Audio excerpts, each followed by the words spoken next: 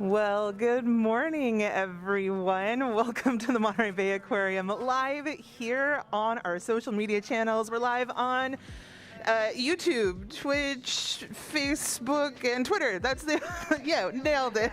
It's morning. It's Sea Otter Awareness Week. Good morning, everyone. Thank you so much for joining us today. My name is Emily. I am part of our social media team here at the Monterey Bay Aquarium. This morning, we have a very special stream in store for you. But first, let me introduce you to a couple of people. The one standing right next to me is my good friend, my coworker, my colleague, my friend. This is Rachel. Good morning, Rachel. Morning, Emily. Glad to be here with you. It is glad indeed, and maybe utterly pawesome to be here together. I know.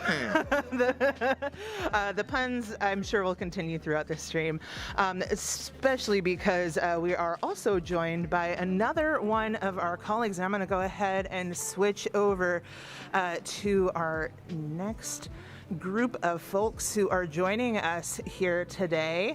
There's the one that I wanted to go to. I'm a professional. Hey, good morning. We've got Alan, another one of our social media team here joining us this morning. Good morning, Alan. Good morning, Emily. Good morning, everyone out there. And thank you so much for joining us here again for Sea Otter Awareness Week. As Emily mentioned, this is a very special live stream that we have for you because I'm joined by a couple of very special friends. We have a couple of our Sea Otter extra-otter-naires.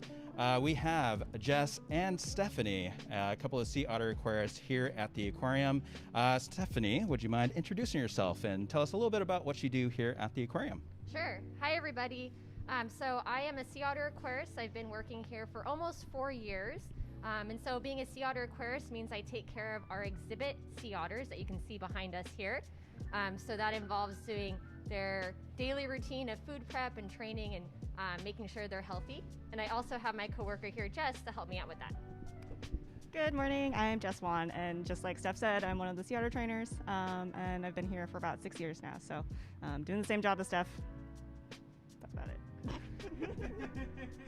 Love it, love it. And they take care again of our wonderful sea otters that you might be seeing right here behind us. Today we have 3 of our sea otter gals here on exhibit. And if you wouldn't mind introducing us to our sea otters here today. Stephany.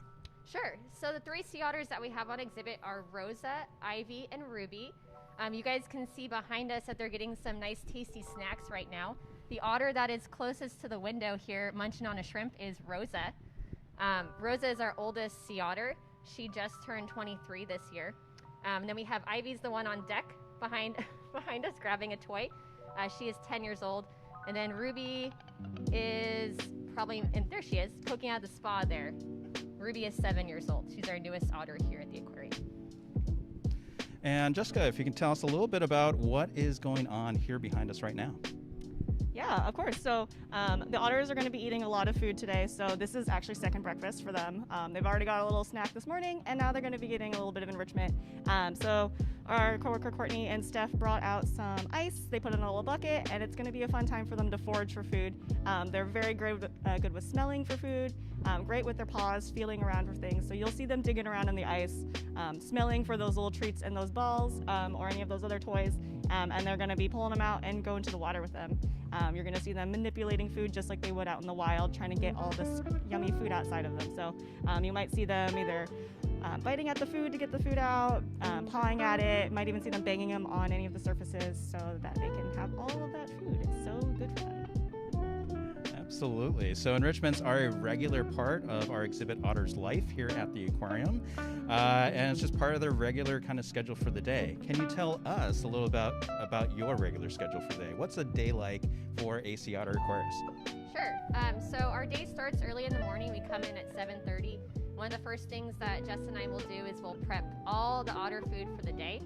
So that means we're cutting up clam, shrimp, and squid and putting them in specific buckets for each otter. Each otter has their own specific amount that they eat every single day. So that's our job in the morning, is to get that prepared. The next thing we do is we do a lot of cleaning here. Jess and I do a lot of cleaning of buckets. All the spaces and areas that we use have to be clean. And the otter exhibit as well needs to be clean. So we'll come in and scrub anything that has fecal matter or dirt or residual clam juice on it to make it nice and clean. And then we do our public feeds throughout the day. We have 3 public feeds. We have at 10:30, 1:30, and 3:30, where we can get some training in with the animals. And then throughout the day, Jess and I will do a lot of various projects. So we might have other food items we need to prep, toys and things we need to clean. We also have a dive that we do twice a week to clean the windows on the exhibit and make sure everything looks great. So there's a lot of stuff sprinkled in there, and it changes. There's a lot that changes every day, and there's a lot that stays the same. Very cool. Thank you so much for sharing that. So we want to reach out to all of you. This is a live chat, so all of you out there on YouTube, on Twitch, on Twitter, on Facebook, go ahead and send us your questions. What do you want to know about our Sea Otter Aquarist or about our sea otters here at the aquarium? Go ahead and throw those in, and we'll happy to pull those up and ask our Sea Otter Aquarists throughout our live stream here today. And the first question that has actually come in, and a lot of folks, especially those that have been following us, especially on our live cams or have been here to the aquarium and have come and visit us, they want to know, how is Rosa doing?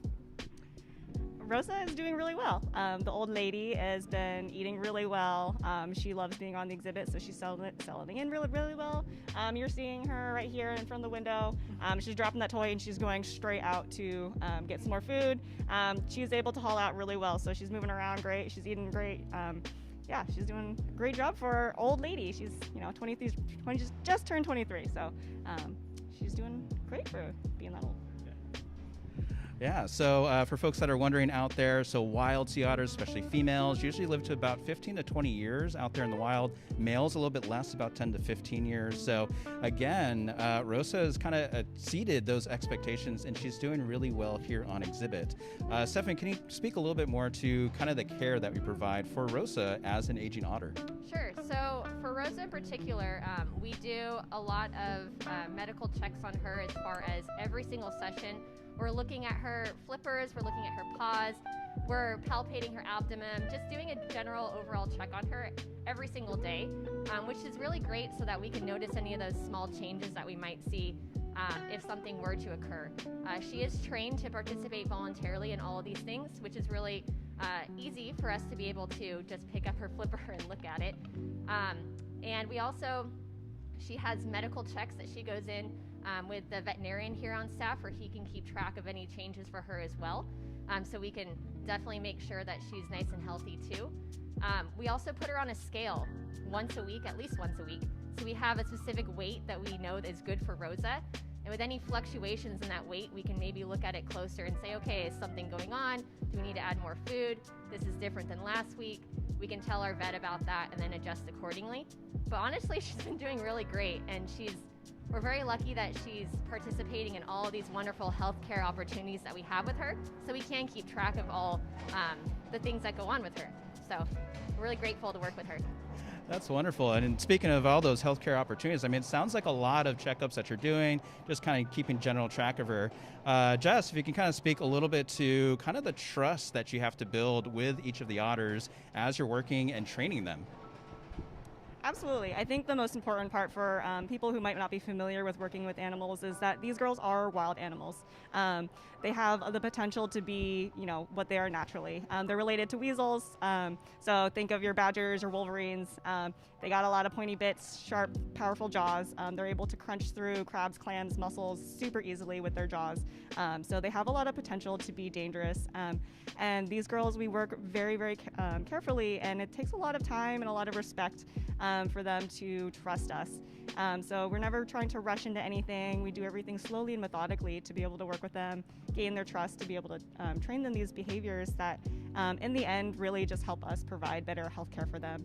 Again, like Steph was saying, Rosa is an aging otter. She's got, comes with all sorts of health problems, but she, has worked with us for a long time and has been able to allow us voluntarily to provide medical care that will help us hopefully extend her life.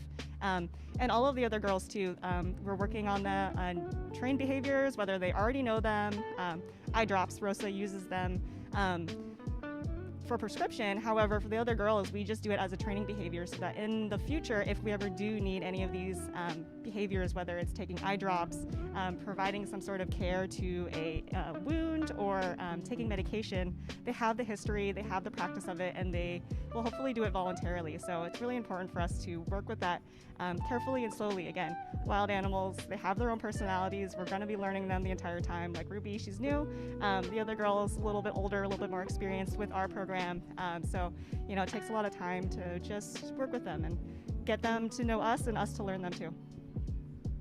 Absolutely. And if folks have been following along, again, with our live cams and keen observers, you may have caught some of these training sessions, enrichment sessions that happen throughout the day. Again, regularly scheduled 10:30, 1:30, 3:30 throughout the day. Also during this week, during Sea Otter Awareness Week, we'll also have a special enrichment at 11:30 a.m. each day. So if you need some more sea otters in your life, definitely check out. We have live streams going on, again, through all of our social media channels. So give us a follow, check that out. It's really wonderful to have as a second screen, especially if you're working from home, always looking at a screen. So that's a really great option for you.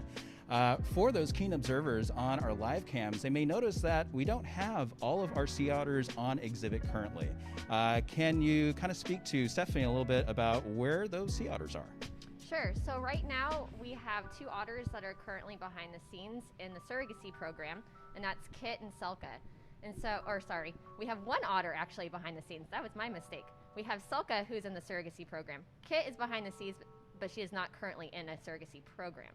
So referring to Selka, Selka is basically doing her second job right now, and she is a surrogate mother to a pup that was found stranded.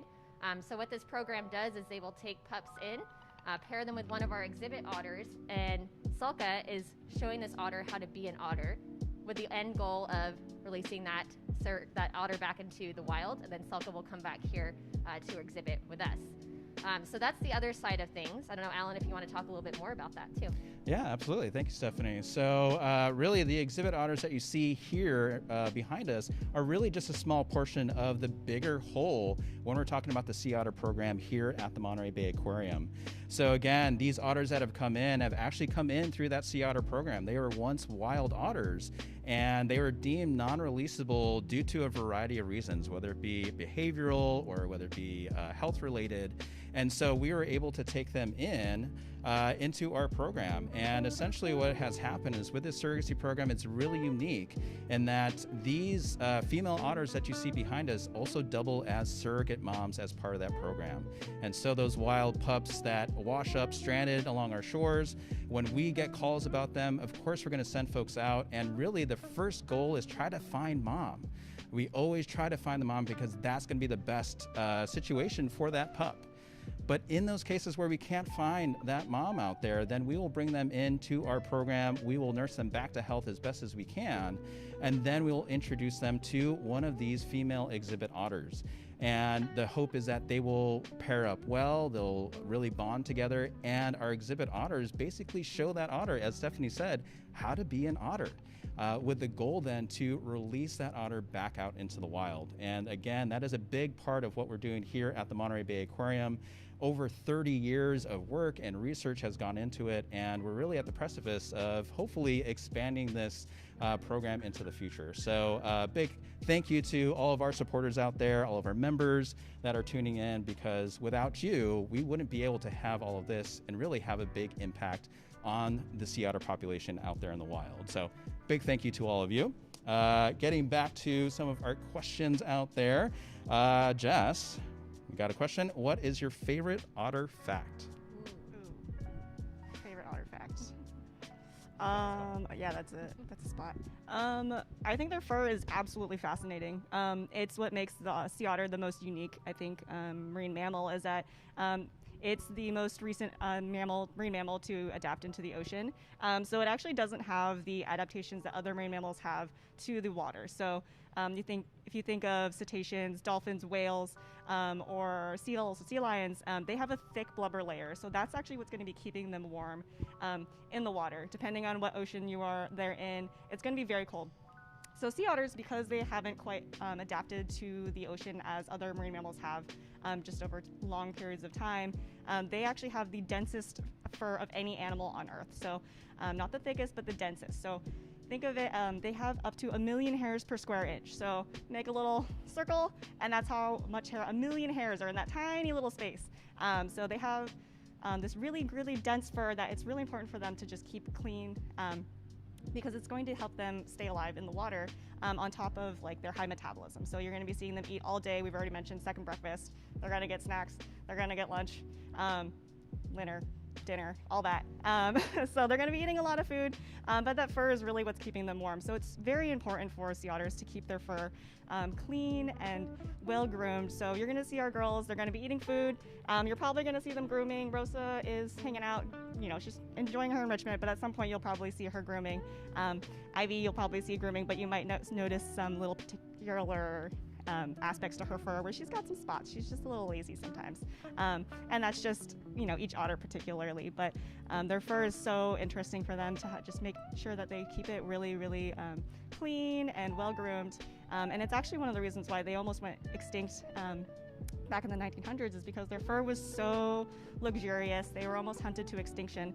And there was only about a population, about 50 otters found in Bigsby Creek that were left of the entire population of sea otters. So the southern sea otter population you see right now out in the ocean is going to be from a small population of only 50 sea otters. So right now the population is around 2,900 otters out in the wild. So it's been pretty stable around that time, but they're still an endangered species. So their fur is definitely one of the most interesting things, in my opinion, about them. Absolutely. And again, a big part of what we're doing is really helping to try to get that population to rebound. They were hunted for that fur. Thankfully, protections have been put into place. But again, we're doing our work to try to get those populations back to hopefully those historical numbers. Southern sea otters used to range from Oregon all the way down to Baja, California. And currently, they're really just kind of centered right here on the central coast of California. So we're really looking at ways that hopefully we can expand that range to back to a little bit closer to their historical ranges out there. A follow-up question when we're talking about fur here, this is a really good one. Someone's wondering out there, because they have such dense fur, how much fur is cleaned from the exhibit on a weekly basis? Can you kind of speak to that? A lot. Yeah, so there's a lot of fur that, these animals are constantly grooming in the water, but they also will haul out or come out on deck and groom too. So when Jess and I come in the morning and we do our morning rounds for the otters, we clean the deck. That involves hosing the deck. There is so much fur that comes off of the deck. So you can usually tell who's been sleeping in what spot. They will sleep in the water, but they will also haul out at night and sleep on the deck here at exhibit. And so when we come in the morning and we're hosing, there'll be patches sometimes of, oh, I guess somebody was sleeping there, hose here, oh, someone was sleeping against that part. It's kind of never ending. And then, there's the fur in the water as well that then gets put into the filter baskets that get cleaned out as well. So the easiest answer to that is a lot. A lot. And again, it's not just the glamorous work of getting to feed these sea otters and getting to work with them. It's a lot of the dirty work too of cleaning up after them, because again, they have a lot of fur, they eat a lot, which means they have a lot of fecal matter, right? That's how we put it. So a lot of work. So again, kudos to you both and the entire team for all the work that you do here. Another question that we've got here, this is from Twitch. I like this one. Do you speak sea otter? Oh, do I speak sea otter? Do your sea otter impression. Go ahead. This is my Rosa sea otter impression.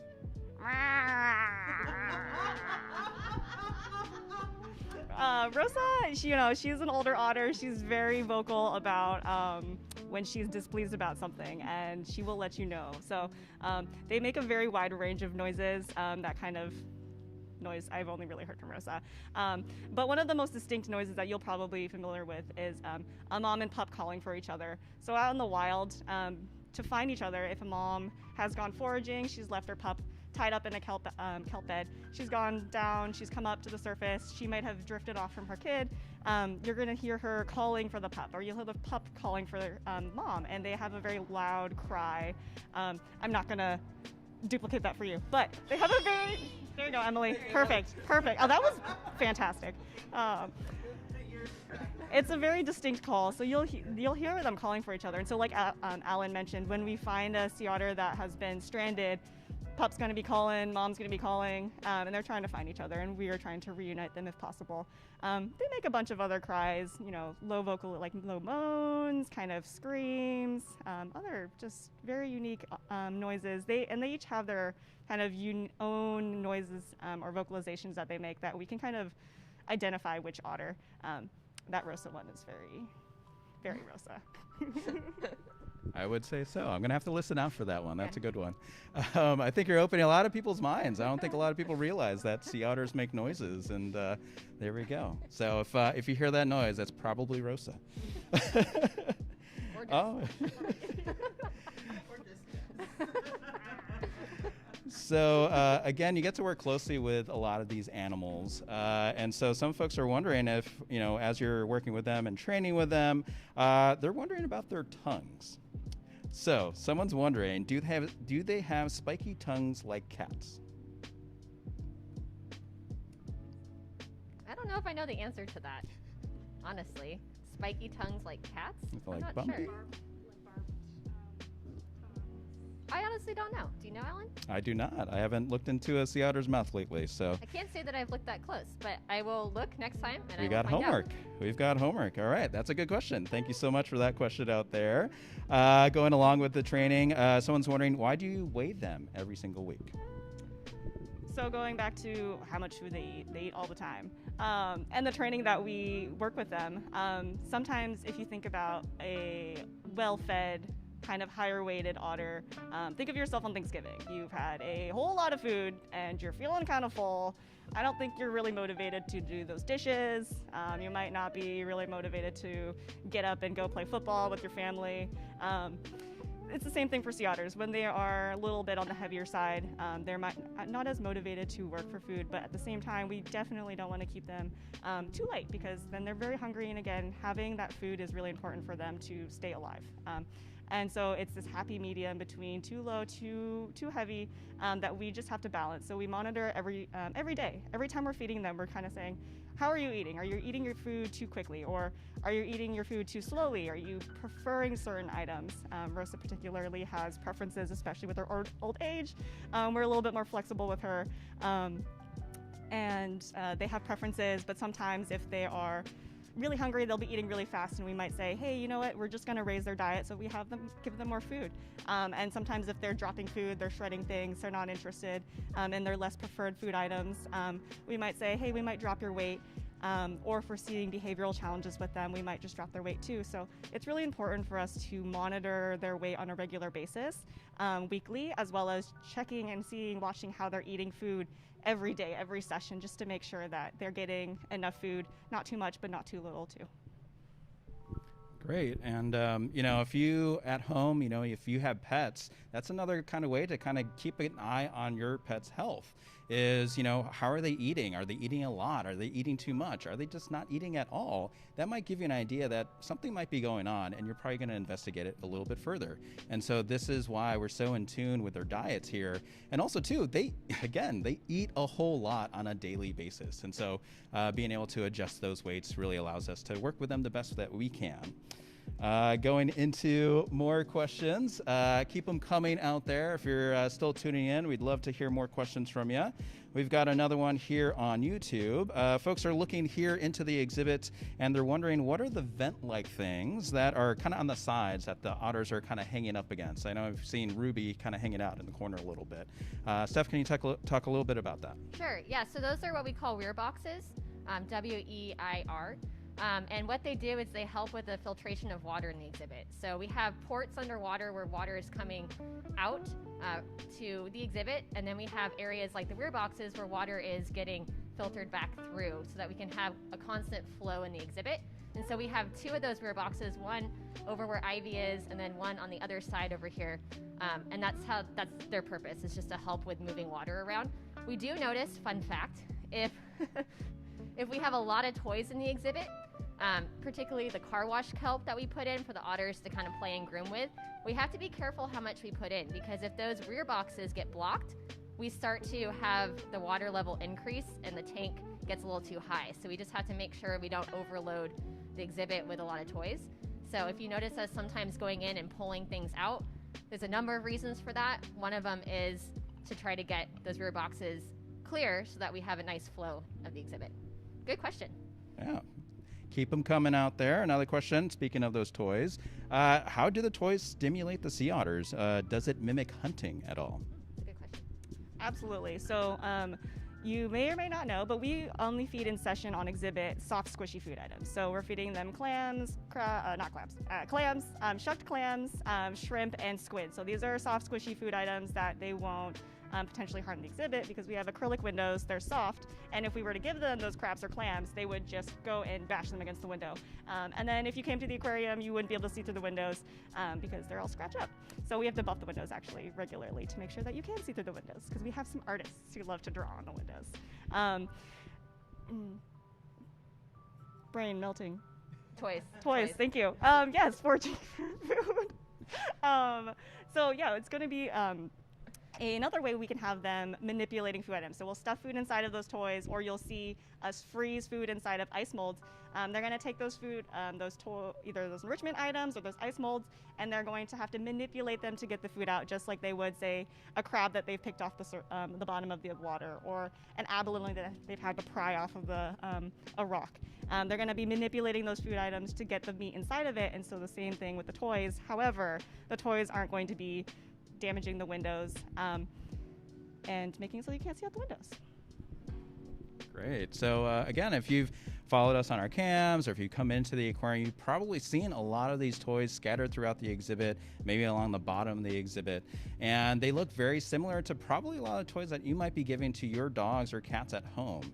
And again, speaking to what they would normally be eating out in the wild, a lot of their food in the wild, the clams, the crabs, they're protected by hard shells.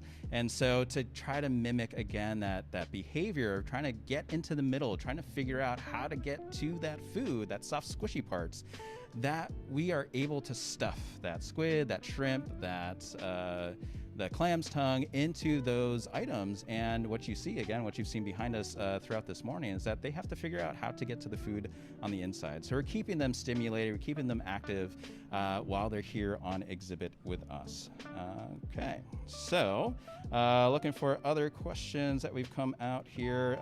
Talking about food, again, can you speak a little bit more to how much each otter is eating on a daily basis, and is that the same for each otter?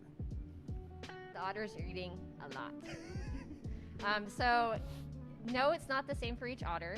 They're eating quite a bit of food depending on, there's a lot of factors. So how old the otter is, what their, how much they can actually hold in them to be a good working weight as well. So typically what we feed our exhibit otters here ends up being anywhere between 6 to maybe a little bit over 8 pounds a day. However, it fluctuates between each otter. So for instance, our largest otter, Kit, is eating significantly more than our smallest otter. On exhibit right now would be Ruby. So if I'm comparing Kit to Ruby, their diets are very different. I think it's like 200 grams different per bucket right now. So, and the reason for that is because Kit works well at a weight that might be different than what Ruby works well at. So there is some variation within that. Jess talked a little bit about weighing them on the scales and finding that happy medium.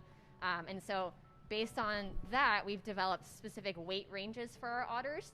And that's a lot of time and just knowing your otter in general to see where they work well. And then we can adjust their diets accordingly to find that happy medium that Jess was talking about. So they eat a lot of food. However, it does vary between each otter. It's going to vary for size, age, lots of different things. Our girls eat a lot, like I said, but out in the wild, sea otters eat a lot as well. And you'll find out in the wild they're eating even more than what they're eating here on exhibit. One of the reasons for that is wild otters have a lot of other things they have to worry about. They have to worry about evading predators. They have to worry about any sort of illnesses. They have to worry about actually diving down and finding their food. These girls get their food handed directly to them every single day. So they're not expending as much energy as an otter out in the wild would. So if you're comparing that as well, exhibit otters here versus out in the wild, you'll see some fluctuation there too. Absolutely. And kind of speaking to that, kind of melding those two together, because we do, again, have some wild otters behind the scenes. Can you speak a little bit to what's the food items that they might be eating back there? Is it the same things that we're feeding here on exhibit? So they're going to be getting all of those food items that you're going to see out in the wild. So things they're going to see in the bay. So crabs, clams, mussels. We would love to feed them urchins too, depending on what is available. But they're going to be we're going to be giving them what they're going to find out in the wild, so that we can stimulate and mimic what they're going to be finding out in the wild. And that way, when we do release them, it's not going to be a surprise for them to find food items. They're very familiar with the food items that they're going to be seeing out in the wild. And then that way, when they are out there, they have a much better chance of surviving and finding food. They're just going to have to be figuring out where they will be able to go, because a lot of times competition happens between otters out in the wild. It's why there's a lot of challenges for them to be successful. They're going to have to find food, as well as competing with other wild otters out there. So sometimes they can get really territorial between each other. Yeah. Can I add to that too, Alan? Yes, please I was do. just thinking about it right now. So one of the things too that we do feed here, so Jess talked about some of the softer items on exhibit. We do feed our exhibit girls live food as well. So live food being mussels and clams and crabs, but we only do it behind the scenes. So you won't see it out here, but they are getting those hard-shelled items too. It's just in our holding pool, which you cannot see right now. I just want to add that in because I don't know if Jess or myself had mentioned that, so just letting you know. Yeah, and again, any of our keen observers, any of our loyal followers on our webcams, there was a while back that Rosa was off exhibit for a good hot minute. Can you explain why she was just hanging out back there? Yeah, so Rosa, as Jess had said, she can be, what's the word? I guess she has certain preferences for food items, and we're very lenient with her because she's Rosa. And so she went through a period of time where she only wanted live food, that being actual live crab and mussels and clams. And so since we can't give it to her on exhibit, we had to move her off exhibit to a holding tank where it is okay to give her as much as she wants. And she was eating only that, and so we were feeding her only that. And so yes, she was off exhibit for a little bit of time, and it was due to that. And then we slowly started trying to introduce the other food items. She would say, maybe, no. And then she started eating them again, and then we started mixing in the live food and started taking out the live food, and now, she's back. And she's back. And she's back.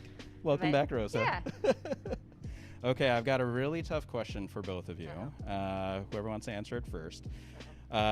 Do you have a favorite otter? Oh, no. And conversely, do the otters have a favorite human? You want me to go first? Okay, so I'm going to answer this question. But please do not come here and tell the otters that I have a favorite otter, because it would just, yeah, you don't tell, nobody tell them. So my favorite otter is Ivy. So I talked a little bit about last year in the live stream, my relationship with Ivy, but for those of you that weren't able to tune in last year, I'll just do a brief overview of it. Ivy and I, when I first started 3 years ago, she was very weary of me. So what that means is anything I did, she would be like, who are you? What are you doing? Like, just, we had a very interesting relationship.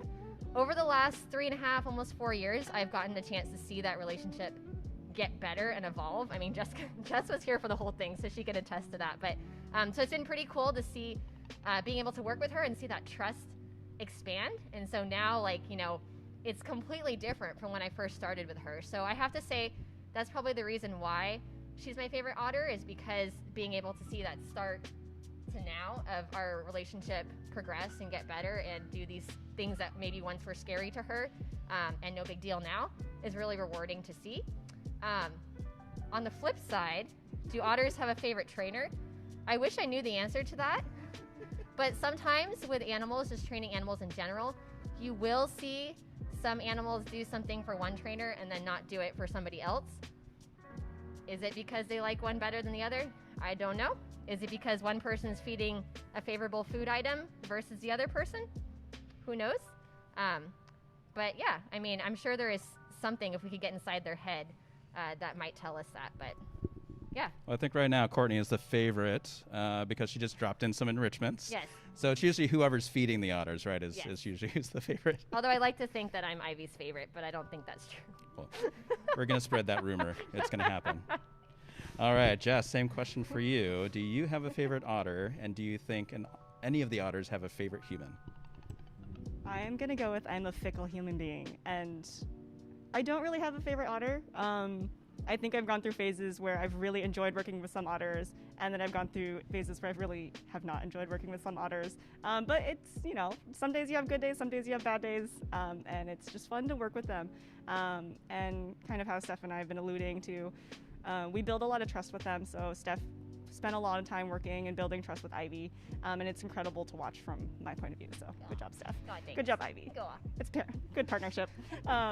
And so, I have the same relationship with some of the otters, and it's been interesting and cool to see challenges that I've had with some otters that I've been training behaviors with, that just the progress you can get through with them. And so I wouldn't say I have a favorite otter, but I have favorite otters for different reasons. Some of them are a little bit easier to work with. Selka, she's a pretty good rock star. We call her a rock star, where she is very consistent, and we have a little bit of a closer trust with her. I would say with her, just because that's what she's shown that she can we can work with. Whereas other otters can be a little bit more challenging, and I think that's also really interesting too, is that building that relationship, like Steph said with Ivy, Kit in particular for me, I've had a lot of challenges with, but she's a very fun, very smart otter, very expressive. Going back to that question I asked about, do we speak otters? They have very good, physical attributions that you can read off of them. Kit has these just expressive eyes. She's got very expressive eyes where you can read whether, maybe I won't try this new behavior that I'm trying to work with. I can just read it in her eyes that she's telling me, just don't do it. And I'm gonna say, Kit, I got you. I'm not gonna do it. Versus, oh yeah, no, she's totally workable. So I don't have a favorite otter, no. But they're just so expressive, and like Rosa with her personality. She's fun, she's challenging, but she's definitely just a lovable animal to work with. And Ruby too, she's new, we're learning her, she's learning us, so it's definitely, there's challenges with all of them, and it's really fun. But yeah, just like Steph said before, do they have a favorite? I think they just like to beat up on us sometimes, depending on their mood. Their weights, sometimes they're just like, nah, not today, or today is the great day, ask me anything and they'll go for it.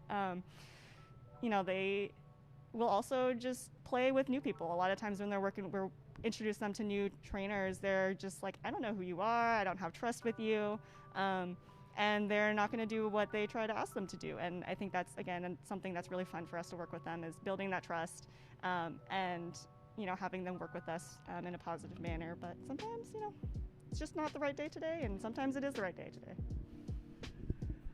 That's great. Thank you so much. And I think that gives our viewers a little bit more in-depth look into the life of our Sea Otter Aquarists, what it's like to work with these wonderful sea otters here behind us, and what it's like, just a day in the life of both our Sea Otter Aquarists and our sea otters here at the aquarium.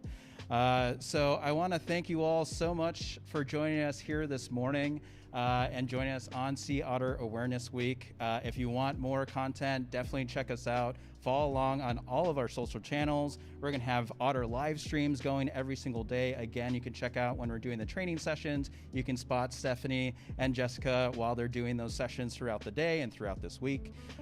Big shout out to Defenders of Wildlife and Sea Otter Savvy for putting on Sea Otter Awareness Week and bringing more awareness and more celebration to these wonderful marine mammals. So thank you all so much for joining us here. I'm going to pass it on over to Emily just to wrap us up. Yeah, you missed the celebration, the double pun that was right there, That's Alan. why I tossed it over to you, Emily. Thank you. Yeah, leave it to the professionals over here. No, thank you so much again, Stephany and Jess. If we can get a whole bunch of GGs, thank yous in the chat for our two extra-otter-naire Sea Otter Aquarists that have joined us this morning. I know that I had a great time. Rachel was over there being the incredible question thrower at Alan there. So thanks to everyone who sent in those questions. If you have more questions that we didn't get to during this stream, not to worry, you can always DM us. drop us a note. We'd love to answer those questions for you. Thank you for being a tech gremlin with me this morning, Rachel, and thank you, Alan, for doing a great job today. And thank all of you for joining us again. We hope that you enjoyed our live stream this morning. We hope that we'll see you around for the rest of Sea Otter Awareness Week. And of course, we can't wait to see you again soon here at the Monterey Bay Aquarium. Bye, everyone. Bye.